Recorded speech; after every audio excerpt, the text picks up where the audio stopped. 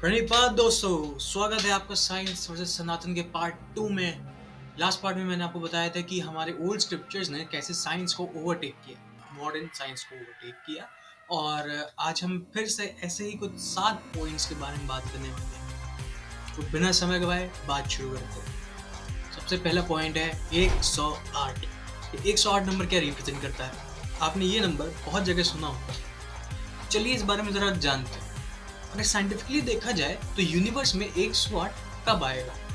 ये 108 तब आता है जब हम लोग सन के डायमीटर को अर्थ और सन के बीच के डिस्टेंस से डिवाइड करेंगे तो अप्रॉक्स वैल्यू जो आती है वो है 108।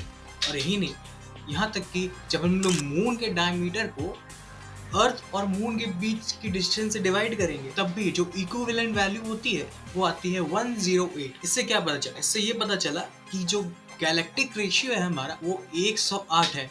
और हम लोग माला कितने की जपते हैं? 108। अब ये रहा हमारा दूसरा पॉइंट, इलेक्ट्रिक बैटरी। अलेक्जेंड्रो वोल्टा, इन्होंने बनाई थी हमारी सबसे पहली इलेक्ट्रिक बैटरी, जो कि थी 200 साल पहले। लेकिन क्या होगा अगर मैं आपसे कहूँ कि जो इलेक्ट्रिक बैटरी का कंसेप्ट है ये 4000 साल से भी पुराना है। जी हाँ, ऋषि अगस्त, नाम तो सुना ही होगा। अगस्त संहिता के अकॉर्डिंग पुराने टाइम में ऋषि अगस्त ने पुराने तरीकों से एक बैटरी बनाई थी। और अगर आज हमारे साइंटिस्ट की बात करें जो कि अलेक्जेंड्रो वोल्टा थे, उन्होंने भी सेम कंपोनेंट्स के यूज करके सेम तरह से बैटरी बनाई थी।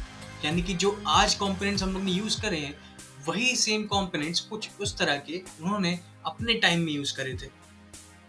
अब मैं जरा आपको इस चीज का थोड़ा सा प्रूफ दिखाता हूँ। ये वही संस्कृत का श्लोक है जिससे ये बैटरी बनाने का कंसेप्ट हमारे निकला है। अगर आप इसको ट्रांसलेट करें तो आपको पता चल जाएगा कि इसमें क्या लिखा है। और अगर आप सच में देखना चाहते हैं कि एक्सपेरिमेंट क्या था तो मैं डिस्क्रिप्शन में लिंक दे दूंगा, तो आप वहां पे जाके इसको देख सकते हैं। और सिर्फ यही नहीं, यहाँ तक कि इजिप्ट में भी दीवारों पे 4000 साल से भी ज़्यादा पुरानी ड्राइंग्स मिली है। और ये कहा जाता है इन ड्राइंग्स में ये जो फिगर दिख रहा है ये लाइट बल्ब का फिगर है। चलिए अब आते हैं अपने पॉइंट नंबर 3 पे, जो कि है अल्ट्रासाउंड। जी हाँ, आपने सही सुना, अल्ट्रासाउंड। हमको हमेशा यही बताया गया है कि जो अल्ट्रासाउंड है वो एक विदेशी वैज्ञानिक ने खोजा है, इनका नाम था इयान डोनाल्ड और टॉम ब्राउन। और इन्हीं की वजह से हमें अल्ट्रासाउंड के बारे में 1956 में पता चला। लेकिन जरा एक मिनट, अगर ये सच है तो ऐसा क्यों है कि हमें अपने यहाँ कुछ टेम्पल्स में हमें फीटस जैसे दिखने वाले स्कल्पचर मिले हैं? एग्जाम्पल के तौर पे श्री सुंदर कामाक्षी टेम्पल, इसके दीवारों पे आपको एक स्ट्रक्चर देखने को मिलेगा जो बिल्कुल एक फीटस जैसा दिखता है। और जरा ये सोचिए, तो ये जो स्कल्पचर है ये हमारे टेम्पल्स में कैसे बने? और बल्कि ये टेम्पल्स तो हमारे 1956 से भी पहले के हैं। और ये कोई इकलौता मंदिर नहीं है, ऐसे कई मंदिर हैं हमारे यहाँ जहाँ पे फर्टिलाइजेशन जैसे प्रोसेस तक के भी हमको स्कल्पचर दिखे हैं। वो मंदिर माइक्रोस्कोप के एरा से बहुत पहले के मंदिर। अब आते हैं हम अपने पॉइंट नंबर 4 पे, जो कि है व्हाई वी प्रे फूड। हमारे कल्चर में हमारे जो पूर्वज थे, आपने उनको देखा होगा कि बहुत बार वो फूड को प्रे करते हैं। आपने कभी सोचा है कि ऐसा क्यों होता है, या फिर ये कुछ फिजूली है? ऐसा नहीं है। इसके पीछे की अगर साइंस की बात करें तो 1999 में डॉक्टर मसारू इमोटो एक वाटर एक्सपेरिमेंट के ऊपर काम कर रहे थे। उसी समय इन्होंने एक राइस का भी एक एक्सपेरिमेंट किया था। उन्होंने राइस के दाने को, यानी कि चावल के दानों को 3 अलग कंटेनर में लिया और उनमें से एक कंटेनर को उन्होंने कई समय तक बुरी बुरी बातें बोली कि तुम बेकार हो, तुमसे कुछ नहीं होगा, तुम ये हो, तुम वो हो। और जो दूसरा जार था उस कंटेनर को उन्होंने बहुत अच्छी अच्छी चीज़ें बोली कि तुम बहुत अच्छे हो, तुमसे बहुत अच्छी सुगंध आती है, इस तरह के उन्होंने कई सारी अच्छी अच्छी बातें बोली। और जो तीसरा कंटेनर था उन्होंने ऐसे ही छोड़ दिया। कुछ समय बाद ये देखा गया कि जिस जार को वो बुरा बुरा कह रहे थे उस जार में से जो चावल था वो काला पड़ गया और उसमें से थोड़ी बहुत स्मेल आने लगी। वहीं दूसरी तरफ जिस जार को उन्होंने अच्छा बोला था वो चावल पक के तैयार हो गया और बहुत अच्छी सुगंध आने लगी। और वहीं पे जो तीसरा वाला था वो एज इट इज रहा। और ऐसा नहीं कि इन्होंने ही सिर्फ एक ये एक्सपेरिमेंट किया है, ऐसे आपको यूट्यूब पे हर जगह कोई ना कोई एक्सपेरिमेंट मिल जाएंगे और आप जाके इसको देख सकते हो। मैं इसका लिंक भी डिस्क्रिप्शन में डाल दिया रहा। अब नेक्स्ट हम लोग बात करते हैं एक फॉरेन माउंटेन के बारे में जिसका नाम है एंडीज माउंटेन। जी आपने नाम तो जरूर सुना होगा। इसकी कहानी हमारे रामायण में मिलती है। अगर आपने वाल्मीकि रामायण पढ़ी हो तो उसमें आपको इस चीज़ का ज़िक्र मिलेगा कि जब माता सीता को ढूँढना था तो जब सुग्रीव ने अपनी सेना को दिशा का ज्ञान दिया कि इस दिशा में आप जाके ढूँढो और उस दिशा में आप जाके ढूँढो, जब ये दिशा का ज्ञान दे रहे थे वो, तो उन्होंने ये चीज़ मेंशन करी कि जब आप ईस्ट की तरफ जाएंगे, यानी कि पूर्व दिशा की ओर जाएंगे, तो आपको एक पर्वत मिलेगा, उदयगिरी पर्वत, और उस पर्वत पे इंद्र ने एक त्रिशूल की आकृति का स्ट्रक्चर बना रखा है। जब आपको वो स्ट्रक्चर दिखे तो आप समझ जाना कि आप ईस्ट के एंड पे पहुंच गए हो। और अगर आज के समय की बात करें तो जो उदयगिरी पर्वत का जो वर्णन किया गया है ये आज का एंडीज माउंटेन है।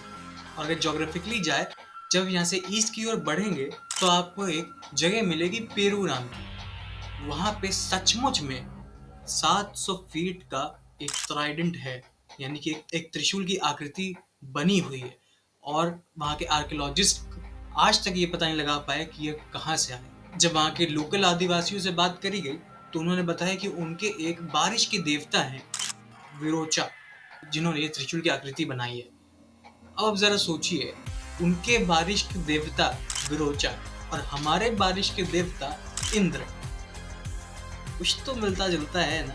फिर बाद में उसी निशान का नाम पिकारस ट्राइडेंट पड़ गया। आप जाके नेट पे इस बारे में सर्च भी कर सकते हैं, आपको मिल जाएगा। अब बारी है नेक्स्ट पॉइंट की, इंडियन शेक्सपियर। इंडियन शेक्सपियर नहीं, शेक्सपियर से भी बड़े राइटर श्री वेंकट रावी के बारे में। जी हाँ, इन्होंने एक बुक लिखी थी, राघव यादवियम। ये बुक कोई आम बुक नहीं है, मैं आपको बता दूं, ये लगभग 17वीं सेंचुरी के आसपास की पोएट राइटर हैं। और इन्होंने एक किताब लिखी है जिसको आप अगर सीधा पढ़े तो वो श्री राम जी के बारे में लिखा है, और जिसको अगर आप उल्टा पढ़े तो आपको पता चलेगा कि वो श्री कृष्ण के बारे में लिखा हुआ है ना। चौंकाने वाली बात। अब जरा इस श्लोक पे ध्यान दीजिए। इस श्लोक का मतलब है कि I bow down at the feet of lord Shri Ram who has Sita ji in his heart and who went to Lanka for his wife Sita and killed Ravan and returned to Ayodhya after completing his exile। अब जरा इस संस्कृत श्लोक को reverse कर दीजिए। इसका अर्थ है I bow down at the feet of Lord Krishna who is worshipped by Rukmani and Gopis, who always sits with Mother Lakshmi and whose beauty takes away the beauty of all jewels। देखा आपने, जब आपने सीधा पढ़ा तो ये श्री राम जी के बारे में लिखा है, जब आपने इसी को उल्टा कर दिया तो ये श्री कृष्ण के बारे में लिखा है ना। कमाल की बात। लेकिन हम लोग को ये सब पढ़ाया नहीं जाता है। नेक्स्ट और लास्ट पॉइंट है आज का, साइंस ऑफ कुंभ मेला। आपको हो सकता है पता हो कि कुंभ मेला 12 साल में एक बार मनाया जाता है, लेकिन आपने कभी सोचा है कि 12 साल में ही क्यों मनाया जाता है? चलिए मैं आपको बताता हूँ। कुंभ मेला की जो डेट है वो जुपिटर के रेवोल्यूशन की डेट पे डिपेंड करती है। जो जुपिटर है उसको हमारे अर्थ का चक्कर लगाने में 12 साल लगते हैं, यानी कि 12 साल में जुपिटर एक चक्कर लगाता है अर्थ का। इसीलिए हम लोग कुंभ मेला भी 12 साल में एक बार मनाते हैं। पर जुपिटर ही क्यों? मैं आपको बता दूं कि हम लोग जुपिटर को गुरु बृहस्पति भी कहते हैं, और ये वही गुरु हैं जो देवताओं के भी गुरु हैं। और कुछ लोगों की माने तो ये उनके सम्मान में हम लोग ये कुंभ मेला आयोजित करते हैं। तो देखा आप लोगों ने कैसे हमारा पुरातन ज्ञान आज की मॉडर्न साइंस से बहुत आगे था। अभी के लिए इन 7 पॉइंट्स को ही रखते हैं, और अगर आपको फ्यूचर में ऐसी और भी नॉलेजेबल इंफॉर्मेशन चाहिए तो आप इस चैनल को सब्सक्राइब करें। अगर पसंद आए तो इस वीडियो को लाइक करें, कमेंट करें और अपने यूथ को ज़रूर फॉरवर्ड करें।